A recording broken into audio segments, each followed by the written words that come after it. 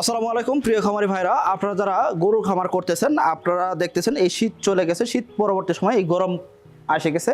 এই গরমের সময় আমরা যেই সব রোগের ভ্যাকসিনগুলো আগে আগে করে নেব, সেই ভ্যাকসিনগুলো যদি না করি সেক্ষেত্রে আমাদের কিন্তু খামারে সংকটময় পরিবেশ তৈরি হতে পারে বা আমাদের খামারে কিন্তু বিশাল একটা বিপদ আসে যেতে পারে। এই জন্য বলবো, আপনার খামার শুরু করার সাথে সাথে আপনার এই গরমকাল পড়ার সাথে সাথে আপনার কী করতে হবে, অবশ্যই যেই ভ্যাকসিনগুলো আপনার এই সময় করে নিতেই হবে সেই ভ্যাকসিনগুলোর নাম আমি একে একে বলে দেবো। সেই সিরিয়ালের ভ্যাকসিনগুলো আপনার খুব ইমিডিয়েট করে নেওয়া উচিত। কারণ কি, আপনার প্রত্যেকটা রোগী আপনার জন্য কিন্তু ভয়াবহ আকার ধারণ করতে পারে।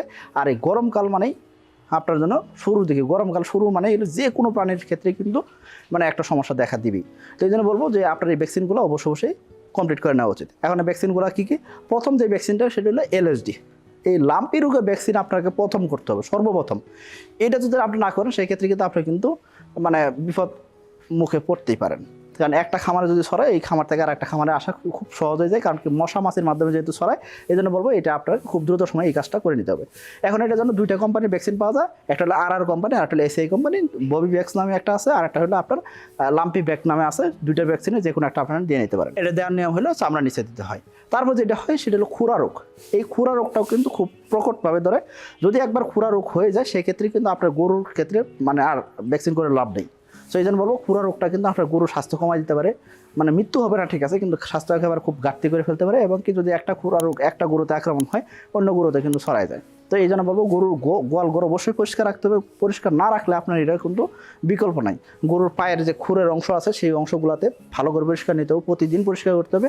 আর অবশ্যই এই রোগের ভ্যাকসিন আপনি করে নিতে হবে। সরকারি ভ্যাকসিন পাওয়া যায়, এফএমডি ভ্যাকসিন পাওয়া যায়, সেটা দিয়ে নিতে পারেন। অথবা আপনার বেসরকারিভাবেও কিন্তু এফএমডি রোগের ভ্যাকসিন পেয়ে যাবেন, সেই ভ্যাকসিনটা আপনারা দিয়ে নিতে পারেন। এরপর যেটা হয় কৃমি। এই শীত যাওয়ার পরপরই গরম আসার সাথে সাথে বিভিন্ন ধরনের প্রোটোজোয়া, বিভিন্ন ধরনের ছত্রাক, ব্যাকটেরিয়া, ভাইরাস এগুলা কিন্তু আপনার খামারে আক্রমণ করবেই। তো এই জন্য বলা যায় যে আপনার গরুর খামারে যাতে কৃমি না হয়, তো এই কৃমির জন্য আপনারা কী করবেন, অবশ্যই আগে থেকে ভ্যাকসিনেশন করে নেবেন। প্রতি 3 মাস অন্তর অন্তর কৃমির ভ্যাকসিন করতে হয়। আপনার ভ্যাকসিনগুলো কমপ্লিট করবেন। সাথে আপনারা কী করবেন, বুস্টার ডোজ হিসেবেও কিন্তু বুস্টার করে নেবেন। সাকিব অ্যাগ্রোভেটে 2024 সালের কোরবানির গরু বুকিং চলছে। আপনার পছন্দের কোরবানির গরুটি আজই বুকিং করুন। এরপরে যেটা হয় যে ভাইরাস গঠিত রোগের কারণে দেখা যায় গরু কিন্তু ডায়রিয়া হতে পারে। গরু পাতলা পায়খানা হওয়াটা রেগুলার একটা বিষয় হতে পারে এই গরমকালীন সময়। শুধুমাত্র খাবারের কারণে হইতেছে, বদহজমের কারণে, খাবার বদহজমের কারণে হইতেছে এমন না। ঠান্ডা এবং ডায়রিয়া এগুলো কিন্তু গরুর একটা নিয়মিত রোগ হতে পারে। এটা ভাইরাসজনিত জিনিস। এটা আপনার যত ধরনের মেডিসিন দেন না কেন, এটা নাও কাজ করতে পারে। কারণ ভাইরাস গঠিত রোগের কিন্তু এখনও কোনো মেডিসিন নাই। তো আগের থেকে আপনাকে ভ্যাকসিনেশন করে রাখাটা সবচেয়ে ভালো। এরপর যেটা হয় যে ব্লাড প্রোটোজোয়া নামে যে রোগটা আছে সেটাও কিন্তু হইতে পারে। তবে এই রোগটা বেশিরভাগ হয় মশা মাছির মাধ্যমে। তো আপনার খামার অবশ্যই চেষ্টা করবেন যে মশা মাছি যাতে আক্রমণ না করতে পারে।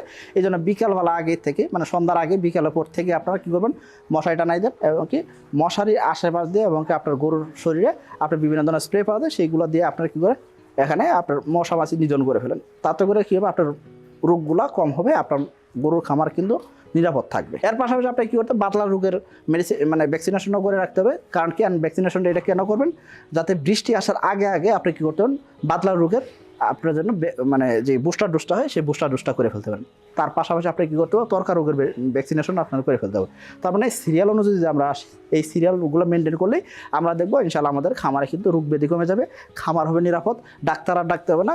আপনি নিজেই এই মেডিসিনগুলো সঠিকভাবে যদি ব্যবহার বিধি যদি একবার শিখে যান, ইনশাআল্লাহ দেখবেন যে আপনার নিজেই কখন কী করতে হবে সেটা লিস্ট যদি আপনি করে রাখেন, দেখবেন আপনার খামার কিন্তু লাভজনক হচ্ছে, আপনার খামারে কিন্তু রোগ ব্যাধি কম হচ্ছে। তো আশা করি এই জিনিসগুলো মেনটেন করবেন। সবাই ভালো থাকবেন, সুস্থ থাকবেন। আসসালামু আলাইকুম।